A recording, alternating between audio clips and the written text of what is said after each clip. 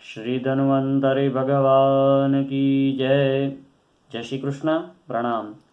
7वें भाग में हमने चर्चा की कि इन दिनों में अचार क्यों नहीं खाने चाहिए। वैसे मीठे स्वाद की चर्चा रह गई थी, वो इसमें कर लेंगे।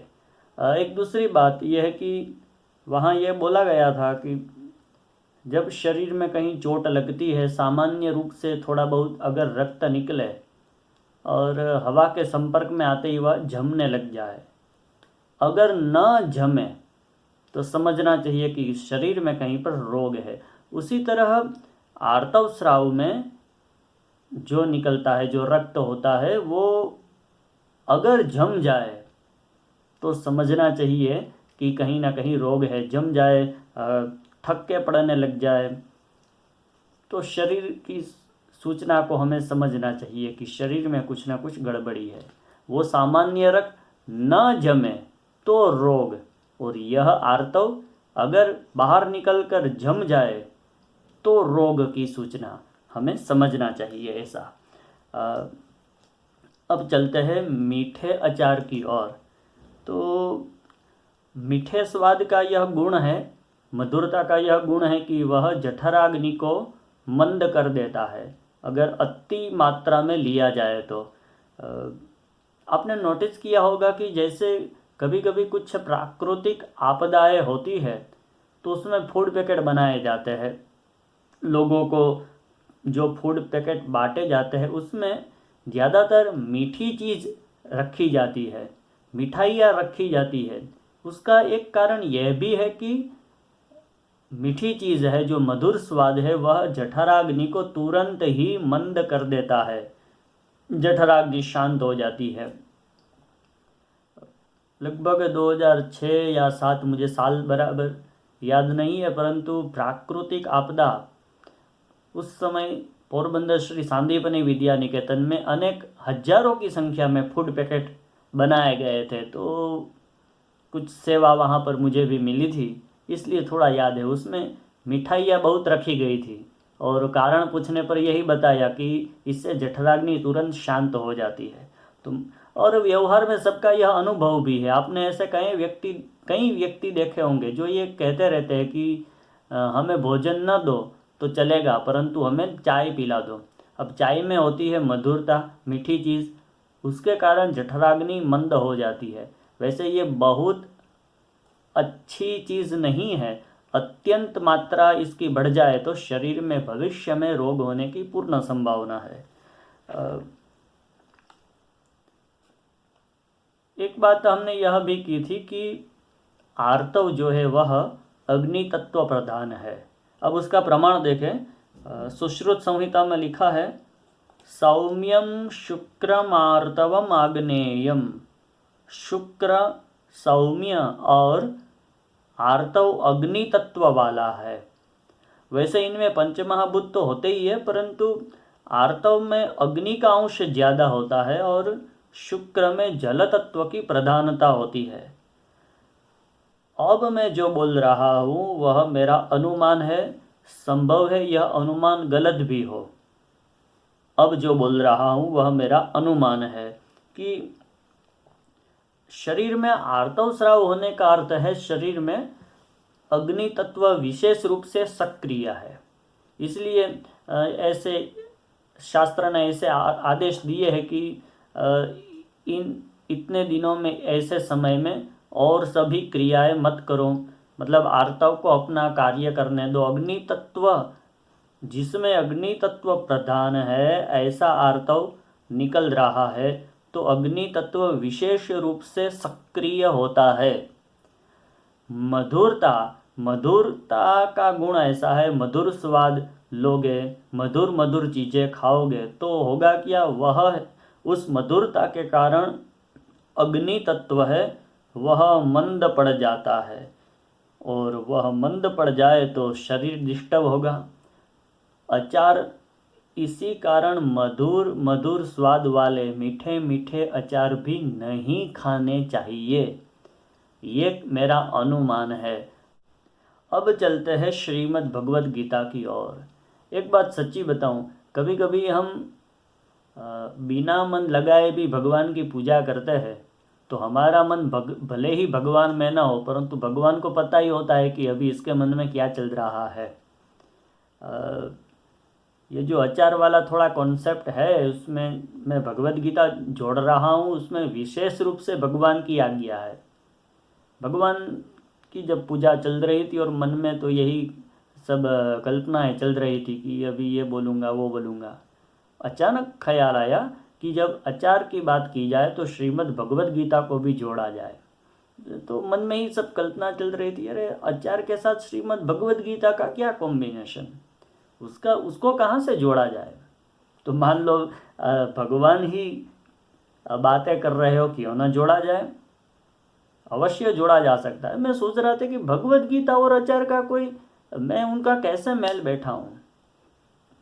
भगवान ने बोला, अरे जगत गुरु की वाणी है और ऐसे वैसे थोड़ी जगत गुरु बोलते हैं। ये सब मन की कल्पनाएं चल रही थी कि क्या तुम रजोगुण के बारे में बोलने वाले हो। मैंने कहा हाँ, रजोगुण के बारे में तो बोलूँगा ही। तो फिर देखो जरा भगवत गीता खोल के, रजोगुणी व्यक्ति को क्या क्या प्रिय है। और भगवत गीता में देखा तो रजोगुणी व्यक्ति को जो जो प्रिय है वो सब चीज़ें आचार से मिलती जुलती है। तो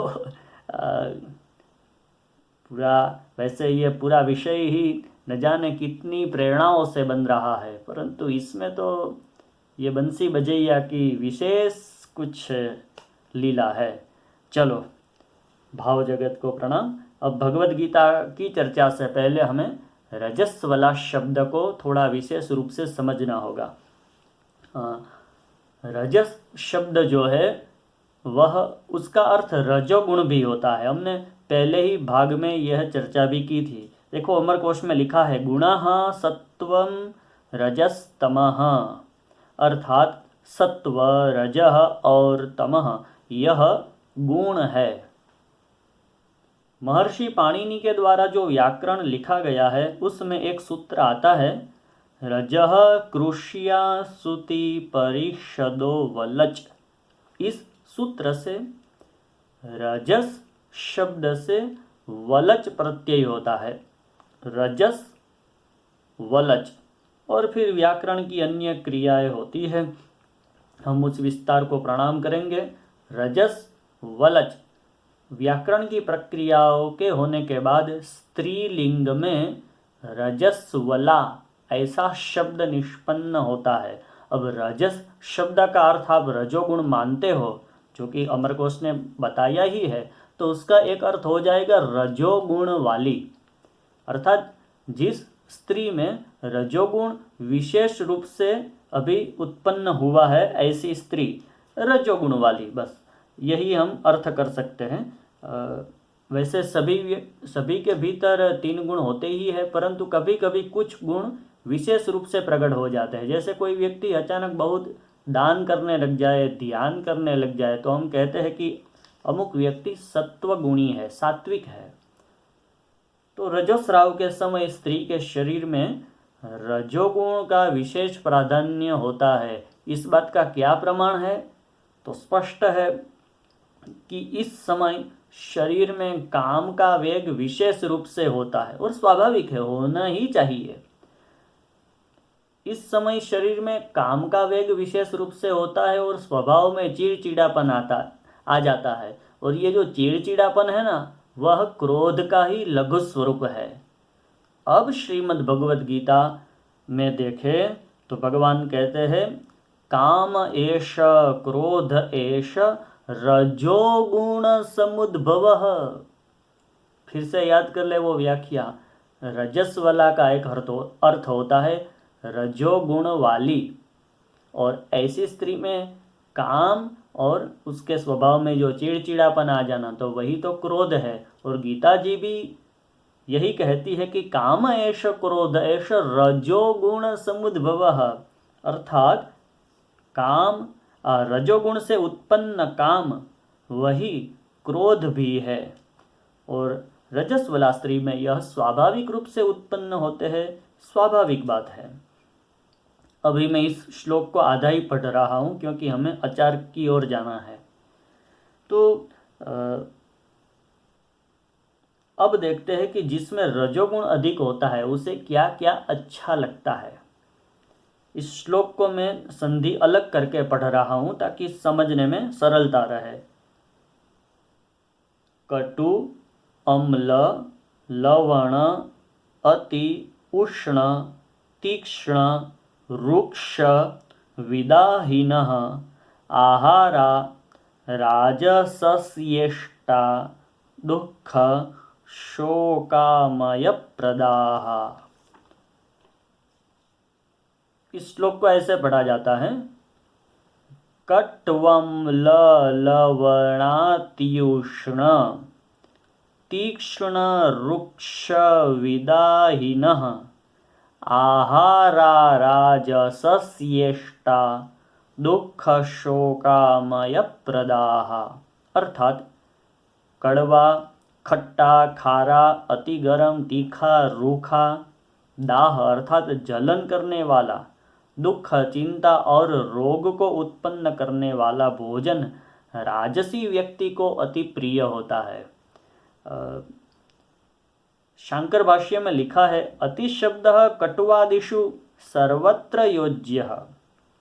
अर्थात अति कड़वा, अति खट्टा, अति खारा, अति गरम, अति तीखा, इस तरह जितने भी स्वाद हैं उनके साथ अति शब्द को जोड़ना चाहिए।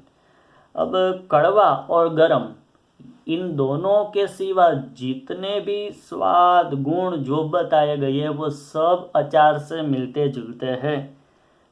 तो रजोगुण की प्रधानता होती है। अति मात्रा में अगर वो लिया जाए तो रोग की संभावना है। प्रायः ऐसे स्वाद अचार में मिलते हैं। खट्टा, खारा, तीखा, रूखा और जलन करने वाला, ऐसे सब, और मीठे स्वाद की चर्चा भी हो गई। तो ये सब स्वाद अचार में मिलते हैं। इसके कारण अचार से दूर रहना चाहिए, ऐसा हमारे बड़े हमको बताते हैं। तो अचार प्रकरण यहाँ पर समाप्त करते हैं। हाँ, इससे जुड़ा एक और प्रश्न है कि ये बिगड़ जाएगा वगैरह, उसकी चर्चा भी बाद में। अभी पहले वो जो आधा श्लोक बोला था उसको थोड़ा पूरा समझ ले। काम एष क्रोध एष रजोगुण समुद्भवः, महाशनो महापापमा विध्येन मिह वैरिणम। अर्थात रजोगुण से उत्पन्न काम ही क्रोध है। यह बहुत खाने वाला अर्थात भोगों से तृप्त न होने वाला और महापापी है। इससे यहाँ अर्थात इस संसार में वैरी समझो। सीधी बात है, किसी चीज़ की कामना होती है और अगर वह कामना पूरी ना हो तो वह जो कामना है वही क्रोध का स्वरूप ले लेती है। और इस काम को भगवान कहते हैं कि इस संसार में तुम वैरी समझो। अब प्रश्न ये होना चाहिए कि जिस काम से सृष्टि उत्पन्न होती है, इच्छा से, कामना से सृष्टि उत्पन्न होती है, उसको भगवान वैरी समझो ऐसा क्यों बोलते हैं? हकीकत में बात कुछ अलग है। सद्गुरु भगवान हमें समझाते हैं कि जो काम धर्म के विरुद्ध हो उसे वैरी मानो, और जो काम धर्म के अनुकूल हो वह तो मेरा ही स्वरूप है। धर्मा विरुद्ध भूतेषु कामोस्मि भरतर्षभ। अर्थात हे भरत श्रेष्ठ अर्जुन, प्राणियों में धर्म के अनुकूल काम मैं हूँ।